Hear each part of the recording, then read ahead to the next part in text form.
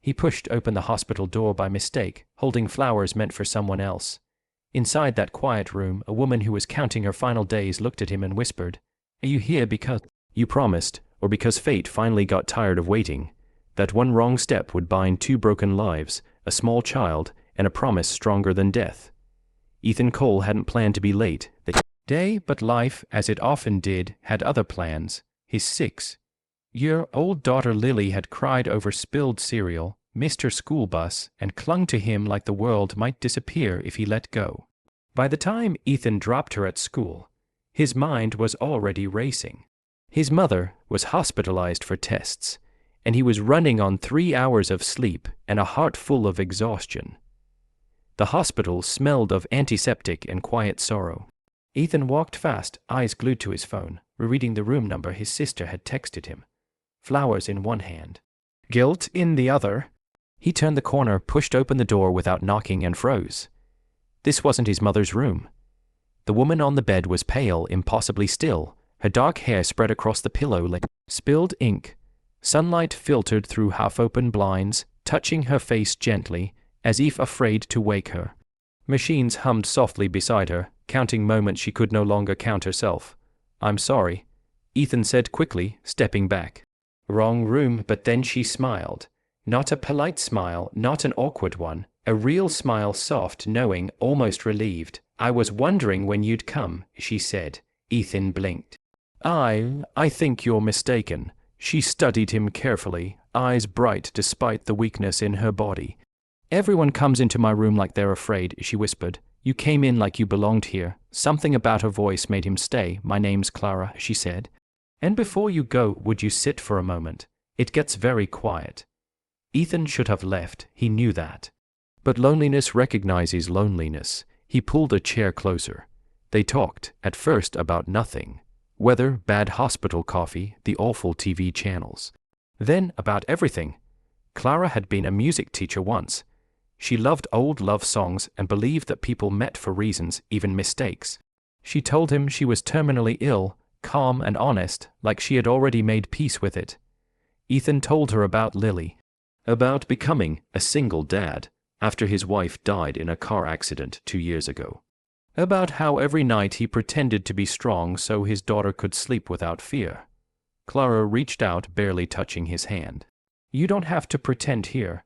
That day, Ethan visited his mother later than planned. The next day, he returned to Clara's room, on purpose. Days turned into weeks. Lily began drawing pictures for Daddy's hospital friend. Clara laughed when Ethan showed them to her, tears slipping down her cheeks. "I always wanted a child," she whispered. "I guess I got one just late."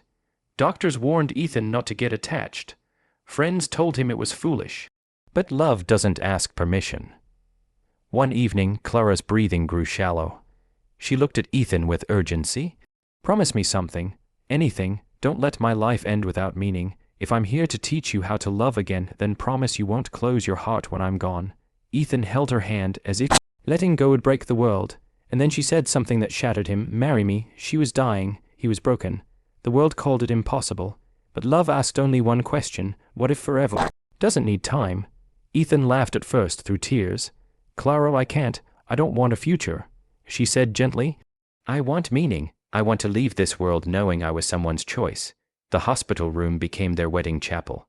No guests. No music. Just a nurse who cried while holding a phone, a borrowed ring, and vows spoken in trembling whispers. Lily stood between them, holding Clara's hand. "Is it okay if I call you Mom just a little?" Lily asked. Clara nodded, unable to speak. "I promise," Ethan said, voice breaking, "to love you without fear, without limits, for as long as I am allowed. And I promise," Clara whispered, "to love you both in this life and whatever comes after." Clara passed away 3 weeks later, with Ethan holding her and Lily asleep against his chest. The grief was heavy. Crushing, but it wasn't empty. Months later, Ethan found a letter Clara had left for him. "Love doesn't measure itself in years," it read. "It measures itself in courage. You gave me a lifetime inside a moment. Now live, love again. Teach Lily that endings don't erase beauty." Years passed. Ethan healed. Slowly, carefully. Lily grew into a kind, brave girl who believed in fate and second chances. On her birthday every year, they visited the hospital garden and left flowers on a bench. One day, Lily asked, "Do you think Mom still sees us?" Ethan smiled softly. "I think she sent us to each other, so we'd never be alone." And sometimes, when the wind moved just right, Ethan swore he could hear laughter. Gentle, grateful, and full of love. Not every love story is long, not every marriage ends in old age.